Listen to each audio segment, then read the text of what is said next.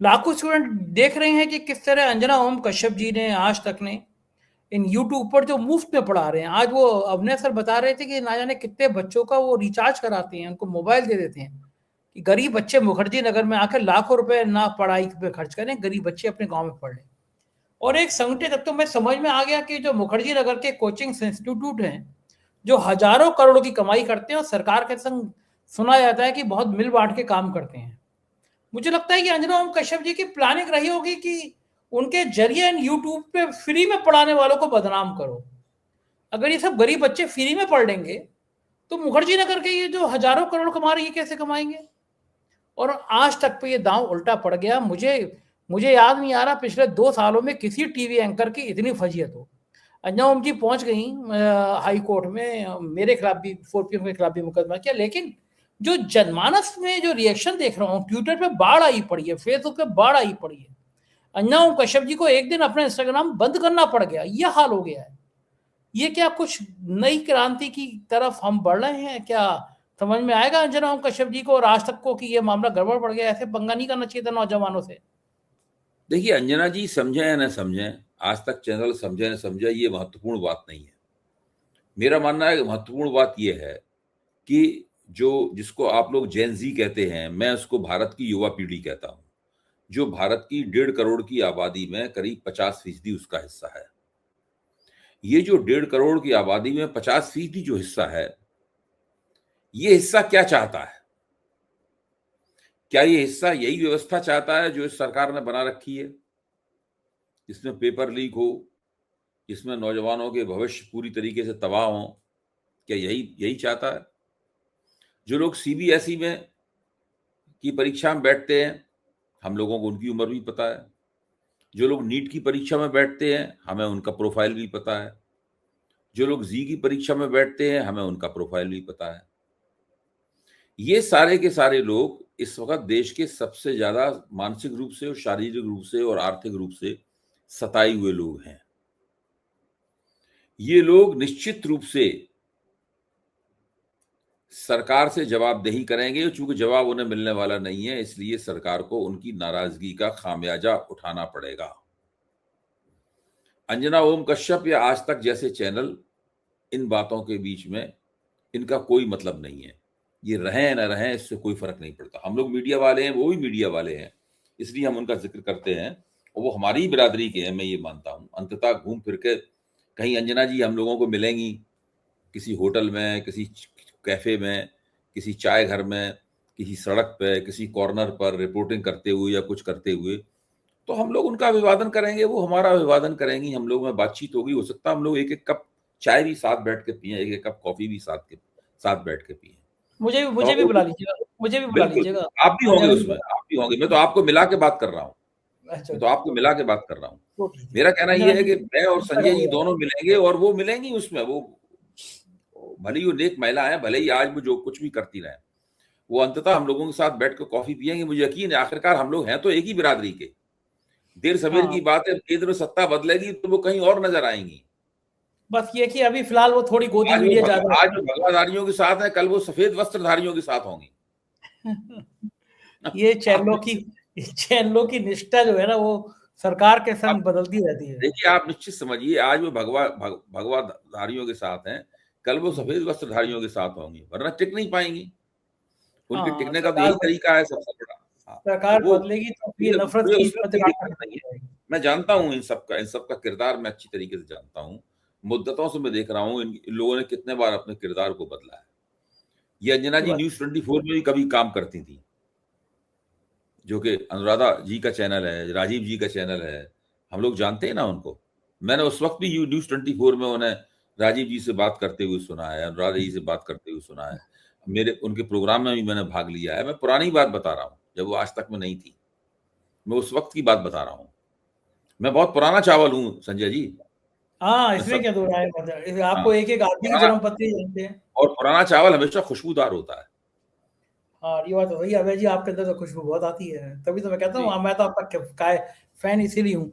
PDA के मुकाबले में अब योगी आदित्यनाथ फिर से कुछ बढ़ावा दे रहे हैं ठाकुर राजनीति को, करणी सेना के बयान सामने आने लगे हैं। अब पता नहीं इसमें योगी जी का कितना हाथ होगा, नहीं होगा।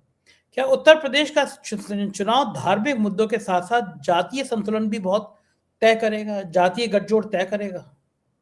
सब कुछ इस बात पर निर्भर करता है, जो बात मैंने पहले कही थी कि क्या भाजपा के केंद्रीय आला कमान और योगी आदित्यनाथ के बीच में एक फौरी समझौता होगा या नहीं होगा। असली सवाल ये है। अगर समझौता होगा तो वो किस तरह प्ले आउट करेगा, अगर समझौता नहीं होगा तो वो किस तरह प्ले आउट करेगा, इसकी तरफ हमें निगाह डालना होगा। पूरी परिस्थिति बहुत जटिल है, परिस्थिति बहुत जटिल है। वो किस तरीके से अपने आप को सामने पेश करेगी सबके, किस तरह पूरा राजनीतिक खेल होगा, ये तब तय होगा उसके हिसाब से, उससे पहले तय नहीं होगा। ठीक बात है, मैं मानता हूँ। दूसरी बात मैं एक महत्वपूर्ण पूछना ये चाहता हूँ कि आप तो खैर मंदिर वंदिर नहीं जाते हैं, ज़्यादा पूजा पाठ पे यकीन नहीं करते, लेकिन जैसे मैं मंदिर जाता हूँ, मैंने कई बार देखा कि लड्डू भगवान जी को चढ़ाऊं तो वो लड्डू रखा रहता है। तो भगवान जी के तो किसी काम का नहीं है लड्डू, फिर वो लड्डू हम लोगों को मिल जाए या हम लोग खा लेते हैं। तो भगवान जी तो विरक्त होते हैं, उनको तो मोह माया से मतलब नहीं है। तो राम मंदिर में अगर चढ़ावा चढ़ा और चढ़ावा से हमारा चोरी हो गई तो पार्टी, किसी भी पार्टी के फंड में, देश की सबसे बड़ी पार्टी के फंड में आ गई, तो इसमें भगवान जी का क्या बिगड़ गया? भाई भगवान जी को तो पैसे लेने नहीं है। राम मंदिर के लिए जमीन 2 करोड़ में किसी एक्स ने खरीदी, मुस्लिम ने खरीदी थी, और वो 50-100 गुना दाम पर शाम होते होते ट्रस्ट को बेच दी गई। और राम जन्मभूमि ट्रस्ट के जो सर्वाए नृपेंद्र मिश्रा जी, वो मुलायम सिंह जी के प्रधान सचिव थे जब गोली चलाई गई। एक बेचारा गोली कार सेवक है अयोध्या में, उससे मुझसे बात करी, बहुत पीछे पड़ गया, तो मैंने उसका इंटरव्यू किया। वो रोने लगा, उसके 4 गोली लगी थी, और बोला कि जिसने मुझ पे गोली चलाई वही आज मंदिर बनवा रहा है नृपेंद्र मिश्रा।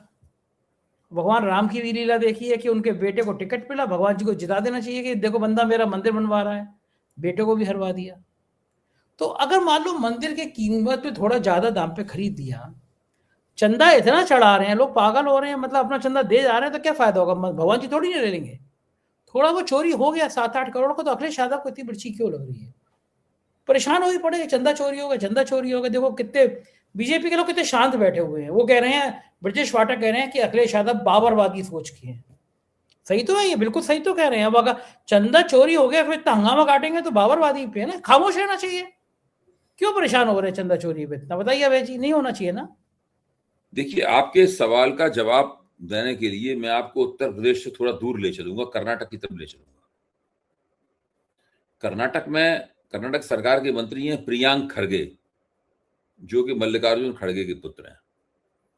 प्रियांक खड़गे ने राष्ट्रीय स्वयंसेवक संघ से जवाब तलब किया है कि आपको कितना पैसा मिलता है, कहां से मिलता है, कैसे मिलता है, आप इसका हिसाब दीजिए।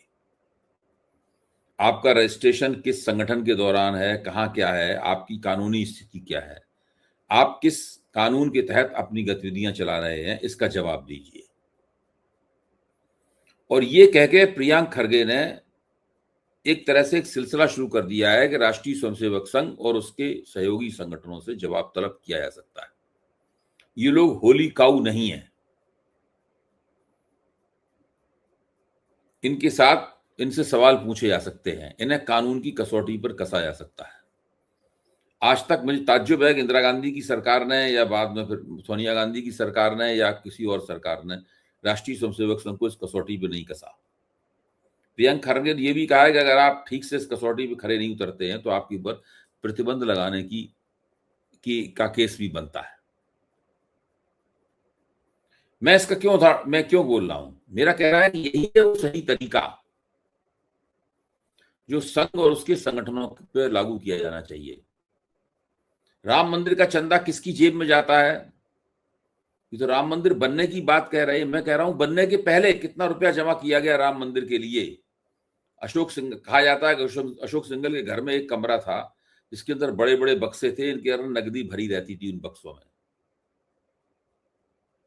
कोई उस कमरे में घुस नहीं सकता था। एक बार एक पत्रकार भटकते भटकते उन कमरों में घुस गया और उन बक्सों में नकदी देख के वो भौचक्का रह गया। आपने